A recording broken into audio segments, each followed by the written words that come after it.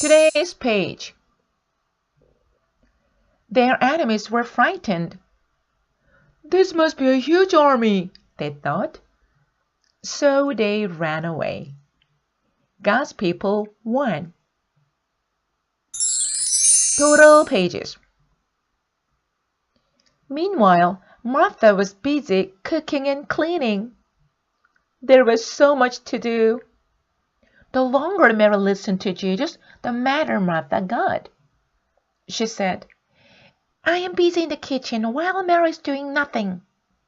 Jesus, please tell my sister to help me. Martha whined. Martha, Martha, said Jesus, you should not be upset. Mary has chosen what is better. She's listening to me. Deborah leads the way, Judges chapter 4. The Israelites lived in the promised land for many years. But they forgot about God. A bad king from another land ruled over them. The Israelites asked God for help. God sent them a judge named Deborah. She loved God very much. God gave her a plan to defeat the bad king. She sent for a man named Barak and told him, God wants you to take 10,000 soldiers and wait on the hill. The Israelites were not as strong as their enemies. Barak begged Deborah to go with them. She was a strong leader. She agreed.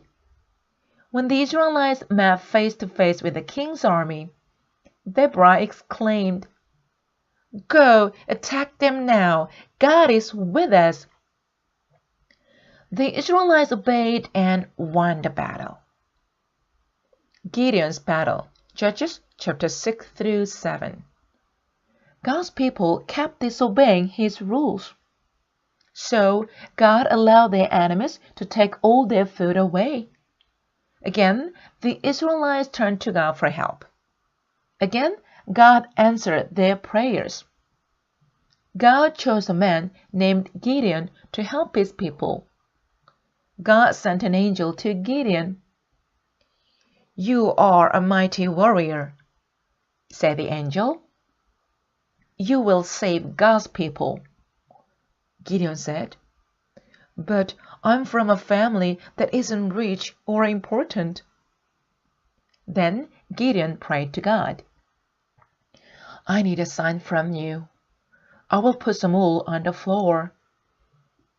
Tomorrow, if the wool is wet and the ground is dry, I will believe you. The next morning, the wool was wet and the ground was dry. But Gideon wanted another sign. He said to God, Now, if the wool is dry and the ground is wet, I will be sure you have chosen me. The next morning, God made the wool dry and the ground wet. Now Gideon was sure. He said, God, I will do whatever you say. Over 30,000 men wanted to join Gideon's army. That is too many, God said. He showed Gideon how to win with only 300 men. The plan sounded strange, but Gideon trusted God. During the night, Gideon and his men surrounded the enemy camp. They blew trumpets and smashed clay jars. They waved burning torches in the air. Their enemies were frightened. This must be a huge army, they thought. So they ran away. God's people won. The end.